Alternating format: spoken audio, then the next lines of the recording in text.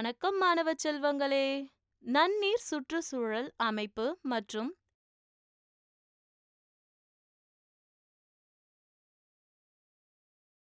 நன்னீர் சுற்றுச்சூழல் அமைப்பின் 3 மண்டலங்கள்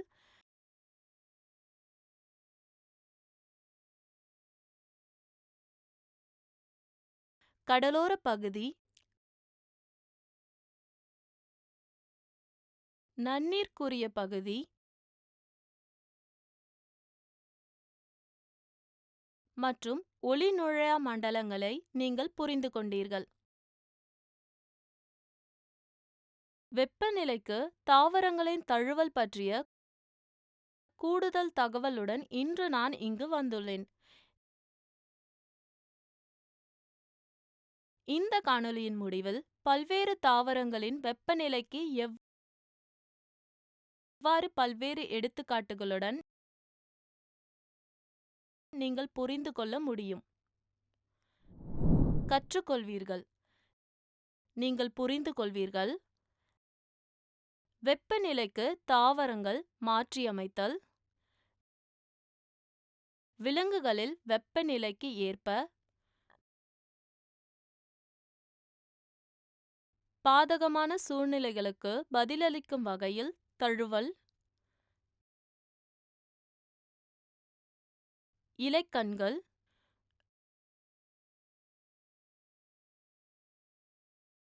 டார்வினின் பிஞ்சுகளின் கதை. முக்கிய வார்த்தைகள்: நிலப்பரப்பு, முக்கியமாக அல்லது முழுவதுமாக நிலத்தில் வாழும் விலங்குகள் அல்லது தாவரங்கள். ஆவி ஈர்ப்பு, இது தாவரத்தின் வான்வழி பாகங்கள் மூலம் நீர் இழப்பு ஆகும். இன்சுலேட்டுகள், வெப்பம், குளிர் அல்லது சத்தம் ஆகியவற்றிலிருந்து பாதுகாக்கவும். கருத்து வரைபடம்.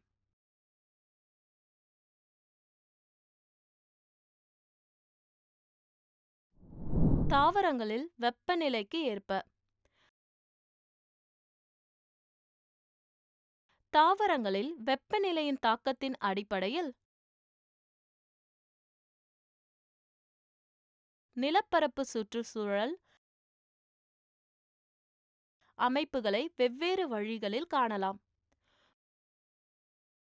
உலகெங்கிலும் ஒரு வருடத்தில் அனைத்து தாவரங்களும் ஒரே நேரத்தில் இலைகளை உதிர்கின்றனவா?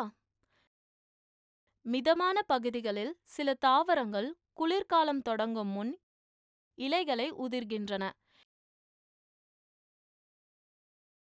இது ஆவி ஈர்ப்பு இழப்பை குறைக்கிறது மற்றும் ஒளிச்சேர்க்கை மற்றும்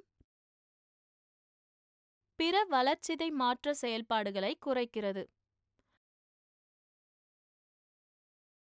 ஏனெனில் குறைந்த வெப்பநிலை பல ரசாயனங்களை சிறிது நேரம் செயலிழக்க செய்கிறது. அதிக வெப்பநிலை இலைகள் குறைக்கப்பட்டதை போன்ற தழுவல்களுக்கு வழிவகுக்கும். வெப்பமண்டல பகுதிகளில் சில தாவரங்கள் கோடையின் தொடக்கத்திற்கு முன்பே இலைகளை உதிர்க்கின்றன.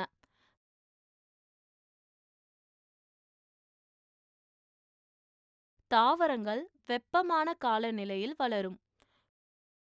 பொதுவாக இலைத்துளைகளை பகலில் மூடி வைத்து ஆவி ஈர்ப்பு இழப்பை குறைக்கலாம். வெப்பநிலைக்கு ஏற்ப விலங்குகள். வளிமண்டல வெப்பநிலையில் அதிகரிப்பு அல்லது குறைவு காரணமாக வெப்ப மாற்றங்கள் ஏற்படுகின்றன. இந்த மாற்றங்கள் பல்வேறு சுற்றுச்சூழல் அமைப்புகளில் உள்ள உயிரினங்களின் வாழ்க்கையை பெரிதும் பாதிக்கின்றன.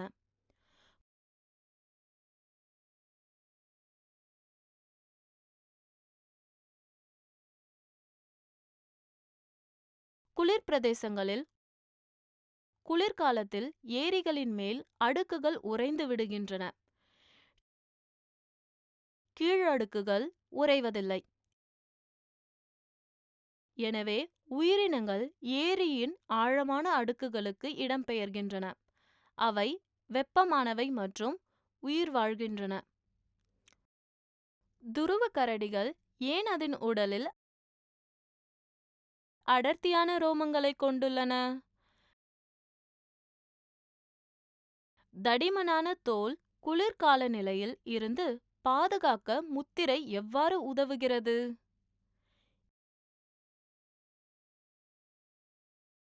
இந்த பகுதிகளில் வாழும் விலங்குகள் வெவ்வேறு வழிகளில் தங்களை மாற்றிக்கொள்கின்றன. அவர்கள் தோலின் கீழ் கொழுப்பு படிந்த ஒரு தடிமனான அடுக்கு அல்லது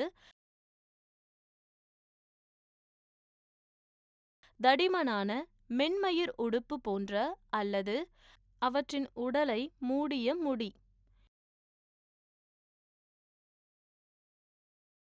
இவை தங்கள் உடலில் இருந்து வெப்பத்தை இழப்பதை தடுக்கும் இன்சுலேட்டர்களாக செயல்படுகின்றன.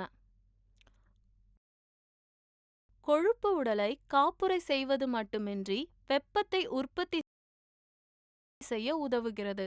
ஆனால் அது ஆற்றலையும் உற்பத்தி செய்கிறது. இத்தகைய தழுவல்களை திமிங்கலங்கள், கடல் நாய், கரடிகள் போன்றவற்றில் காணலாம். பாதகமான சூழ்நிலைகளுக்கு பதிலளிக்கும் வகையில் தழுவல். பாதகமான சூழ்நிலைகளை சமாளிப்பதற்கான சில தழுவல்கள் மிக விசித்திரமானவை மற்றும் முக்கியமானவை. உறக்க நிலை மற்றும் மதிப்பீடு பற்றிய சில தகவல்களை சேகரிப்போம்.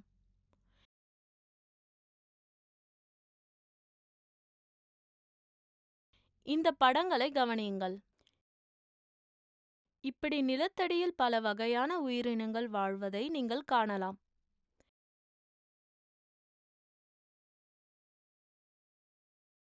ஏன் அப்படிப்பட்ட இடங்களை தேர்ந்தெடுக்கின்றன? வெப்பமான பாலைவனங்கள் அல்லது துருவ பகுதிகளில் வாழும் பல உயிரினங்கள் வெப்பம் மற்றும் குளிரின் தீவிர நிலைகளில் இருந்து தங்களை காத்துக்கொள்ள பூமியின் ஆழமான அடுக்குகளுக்கு இடம்பெயர்கின்றன. உதாரணமாக, தவளைகள் போன்ற நிலம் நீர் வாழிகள் பருவகால தழுவல்களை காணலாம். கடுமையான வெப்பம் மற்றும் குளிரில் இருந்து தங்களை காத்துக்கொள்ள அவை நிலத்தில் ஆழமாக புதைந்து நிலைமைகள் சாதகமாக இருக்கும் வரை அசையாமல் இருக்கும். இந்த காலகட்டத்தில் வளர்சிதை மாற்ற செயல்பாடுகளின் வேகம் குறைகிறது மற்றும் விலங்கு உறக்க நிலை எனப்படும் கிட்டத்தட்ட மயக்க நிலைக்கு செல்கிறது. அதாவது குளிர்கால தூக்கம் மற்றும் வெப்பகால உறக்க நிலை, அதாவது கோடைக்கால தூக்கம். லைக்கன்கள். மரப்பட்டையில் உள்ள பச்சை நிற பகுதிகள் சாம்பல் வெள்ளை நிறமாக மாறுவதை நீங்கள் கவனித்திருக்கலாம். பூஞ்சை காலனி ஒரு பாசி காலனியை தாங்குகிறது. அங்கு போட்டியிட தவறிய பாசி காலனியின் பெரும் பகுதி இறந்துவிடும்.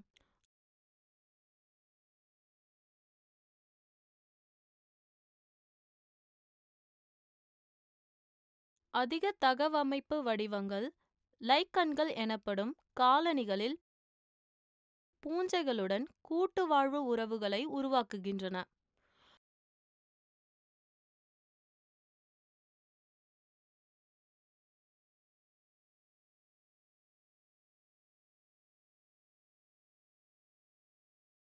ஒரு மரத்தின் தண்டு மீது வளரும் அத்தகைய காலனியை படம் காட்டுகிறது.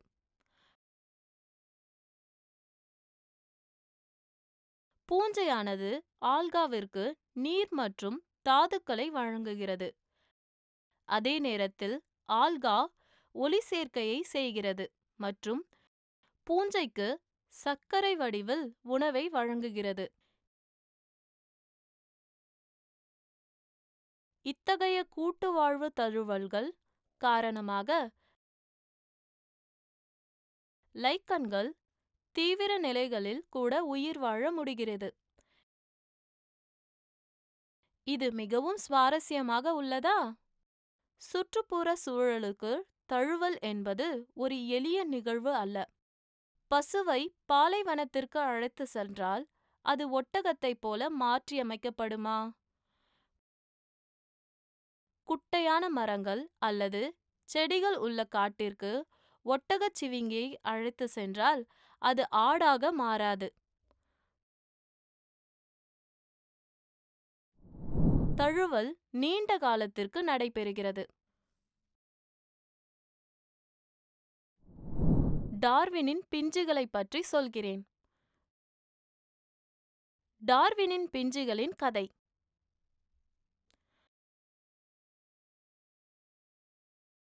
1885ஆம் ஆண்டு சார்லஸ் டார்வின் கலபகோஸ் தீவுகளின் குழுவின் தீவுகளில் ஒன்றான HMS பீகலில் இருந்து புகழ்பெற்ற கப்பலில் இருந்து தரையிறங்கினார்.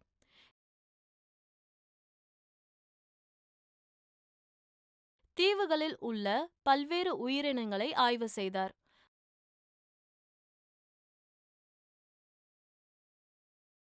அவரது மிகவும் குறிப்பிடத்தக்க அவதானிப்பு ஃபின்ச்சுகளை பற்றியது. அதாவது மாநில பறவையும் ஒரு ஃபின்ச்சு. கொக்குகள் மற்றும் இறகுகளின் நிறத்தில் வேறுபடும் 13 வகையான ஃபின்ச்சுகள் கலபகோஸ் தீவுகளின் சிறிய பகுதியில் இருப்பதைக் கண்டு அவர் ஆச்சரியப்பட்டார்.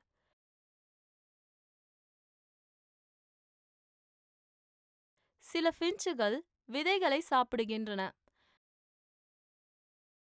சில பழங்களை சாப்பிடுகின்றன, மற்றவை பூச்சிகளை சாப்பிடுகின்றன என்று அவர் குறிப்பிட்டார். உண்ணும் உணவு வகைக்கும் கொக்கின் அமைப்புக்கும் ஏதாவது தொடர்பு உள்ளதா? விதை உண்பவைகளுக்கு தடிமனான மற்றும் கனமான அலகுகள் உள்ளன. பழம் உண்ணிகளுக்கு தட்டையான அலகுகள் இருக்கும். பூச்சி உண்ணிகளுக்கு கூர்மையான மற்றும் நீண்ட அலகுகள் இருக்கும்.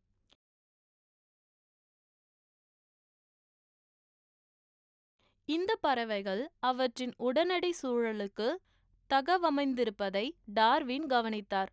உணவு மற்றும் தங்குமிடம் மற்றும் ஒரே இனத்தில் கூட நிறைய மாறுபாடுகளை காட்டியது. குறிப்பாக கொக்கு அலகுகள் வடிவம்.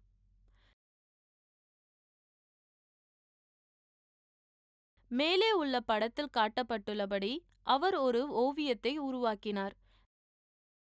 எனவே தழுவல் என்பது ஒரு உயிரினம், குறிப்பாக புவியியல் ரீதியாக பிரிக்கப்பட்ட பகுதியில் மிக நெருக்கமாக தொடர்புடைய வடிவங்களுக்குள்ளும் தொடர்ந்து மேற்கொள்ளப்படும் ஒன்று என்று அவர் முடிவெடுத்தார். நினைவில் வைத்துக் கொள்ளுங்கள், மிதமான பகுதிகளில் சில தாவரங்கள் குளிர்காலம் தொடங்கும் முன் இலைகளை உதிர்கின்றன. வெப்பமண்டல பகுதிகளில் சில தாவரங்கள் கோடைக்காலம் தொடங்கும் முன்பே இலைகளை உதிர்கின்றன. வளிமண்டல வெப்பநிலையில் அதிகரிப்பு அல்லது குறைவு காரணமாக வெப்ப மாற்றங்கள் ஏற்படுகின்றன. இந்த மாற்றங்கள் பல்வேறு சுற்றுச்சூழல் அமைப்புகளில் உள்ள உயிரினங்களின் வாழ்க்கையை பெரிதும் பாதிக்கின்றன.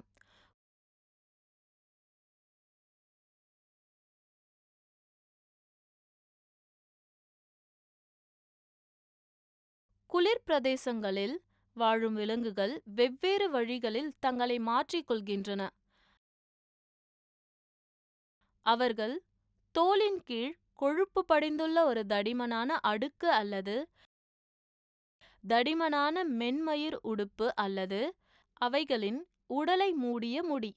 தவளை மற்றும் பல்லி போன்ற சில விலங்குகள் உறக்க நிலை மற்றும் ஆய்வுக்கு உட்படுகின்றன. ஆல்கா மற்றும் பூஞ்சைகளுக்கு இடையே உள்ள உறவு ஒரு கூட்டு வாழ்வு உறவு என அழைக்கப்படுகிறது.